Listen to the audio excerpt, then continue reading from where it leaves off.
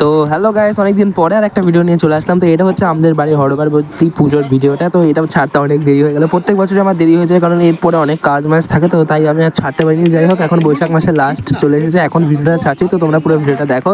তো সেই দিনকার সকালবেলা আমি ঠাকুর আনতে যেতে পারিনি, কারণ আমি গেছিলাম একটু বাজারে।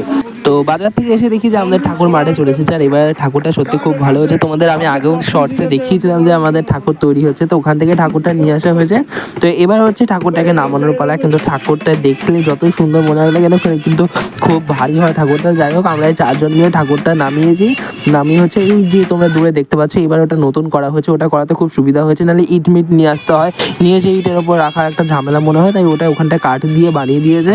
তো ওর উপরে রেখেছে এবার ঠাকুরটা। এবারের যে চালাটা ছিল মারাত্মক সুন্দর লাগছিল দেখতে, কিন্তু ভারী ছিল, বিশাল ভারী।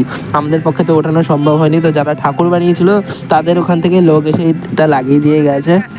তো ওটা লাগাতে গিয়ে দেখো উপরে ওটা বেঁধে গেছিলো, তারপর কোনো ক্রমে ওটা ঠিক করে তারপর লাগানো হয়েছে। তো এখানটায় দেখো এখন চালু হয়ে গেছে ঠাকুর সাজানো। তো অনেক মালা এনেছিল এবার, আগের বছর অনেক মালা ছিল। তো এই ফুলের মালাগুলো জানি না কে দিয়েছে, তোমার মনে নেই। তো তোমরা দেখতে পাচ্ছ শিবের গলায় একজন মানসিক করেছিল, উনি হচ্ছে টাকা দিয়ে মালা তৈরি করে দিয়েছিল। তো এখানটা হচ্ছে উনি পারছিল না বলে হাতে উঁচু, তারপর আমি করেছি, তাই এখানটা আর ভিডিও নেই। তো দেখো তোমরা কি সুন্দর লাগছে আমাদের ঠাকুরকে এবার দেখতে। আর এটা হচ্ছে আমার দাদু আর ঠাকুমার ছবি, প্রত্যেক বছর এই কোনায় রাখা হয় ঠাকুরের পাশে। এতক্ষণ তোমরা ভিডিওটা দেখছো, নিশ্চয়ই তোমাদের ভিডিওটা ভালো লাগছে। প্লিজ আমার চ্যানেলটাকে সাবস্ক্রাইব করে দেওয়ার, ভিডিওটা লাইক করতে একদম ভুলবে না। তো এখানটা হচ্ছে কালকে ছিল আমাদের বাড়িতে হচ্ছে নীলষষ্ঠী দিন সবাই এখানে জল ঢালতো, সেই ফলগুলো এখানে কাটা হচ্ছিল। তো এই ঠাকুরটা তোমরা দেখছো যেটা, সেটা হচ্ছে আমাদের সাথে পুজো হতো, কিন্তু কোনো কারণে এখন আলাদা হয়ে গেছে। তো এইটা হচ্ছে এখন ওই বাড়িতে পুজো হয়, আমাদেরটা এখন মাঠে পুজো হয়। আমরা তোমাদের দেখিয়েছিলাম হয়তো আগে যে মাঠে আমাদের পুজো হচ্ছে।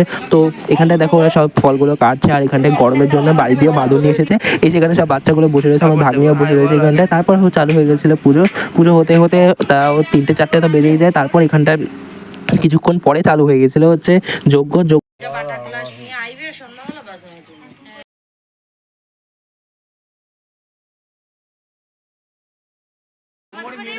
তো পুজো তো অর্ধেক হয়ে গেছে, এখন হচ্ছে এখানটায় যজ্ঞ হবে। তো যজ্ঞের জন্য ওখানটায় বালি নিয়ে আসতেও গেছিলাম আমরা সবাই মিলে। তারপর এখানটায় দেখো সাজাবে এখন। তো তোমরা দেখতে থাকো পুরোটা, আমি আর কি বলবো এখন, তোমরা দেখতেই থাকো।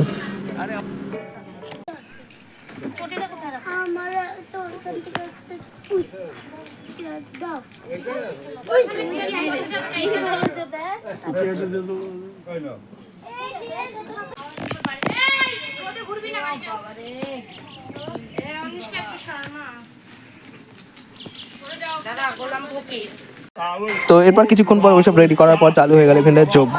তো তোমাদের কেমন লাগছে ভিডিওটা প্লিজ কমেন্ট করে জানিও। বারবার বলি কমেন্ট করতে, কিন্তু জানি তোমরা কেউ কমেন্ট করবে না, তাও আমার এটা কাজ যে আমি কমেন্ট করে রাখি। আর এই ভিডিওগুলো ছাড়ার এটা মানে লক্ষ্য না যে কতজন দেখবে কি দেখবে না, এটা আমি পরে দেখবো, ওর জন্য আমি ছেড়ে রাখি। পরে আমি যখন পরের বছর যখন আবার পুজো আসে, তার আগে একটা কিরকম পুজো আমার যাচ্ছে যখন, তখন আমি আবার এই ভিডিওগুলো চালিয়ে দেখি। যেরকম এই বছর হচ্ছে আমি আগের বছরের ভিডিওগুলো দেখেছিলাম। তো তোমাদের আর কি বলবো, তোমরা দেখতে থাকো।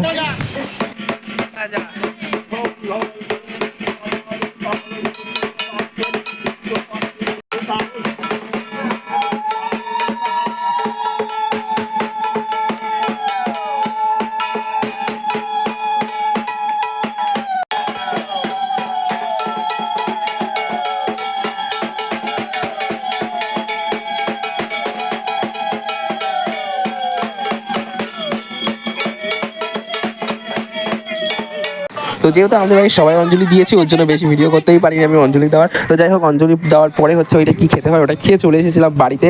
আর বাড়িতে এসে যা খেলাম, ও 5 দিন পরে গাইস আমরা তেল দিয়ে খাচ্ছি, এতদিন তেল ছাড়া খেয়েছিলাম। আর এই পটল ভাজাটা খেতে যা লাগছিলো মনে হচ্ছে মানে বিরিয়ানির কাছেও ফেল, এই পটল ভাজাটা স্বাদ লাগছিলো। আর আজকে সেদিনকার করেছিল হচ্ছে ওই কী বলে ওটাকে, পাচন, হ্যাঁ পাচন বলে, তো পাচন করেছিল আমাদের বাড়িতে। আর রাত্রে এবার আমাদের বাড়িতে প্রথম করেছিল খিচুড়ি, সবাইকে খিচুড়ি প্রসাদ দেওয়া হয়েছিল এখানটায় বাটিতে। তারপরে চালু হয়ে গেছিলো এখানটায় সন্ধ্যা আরতি। তো সন্ধ্যা আরতির জন্য আরেকটা ব্লগ আসবে, তোমরা ওটাই দেখে নিও। তো টাটা, আজকের জন্য এইটুকু ভিডিওটা।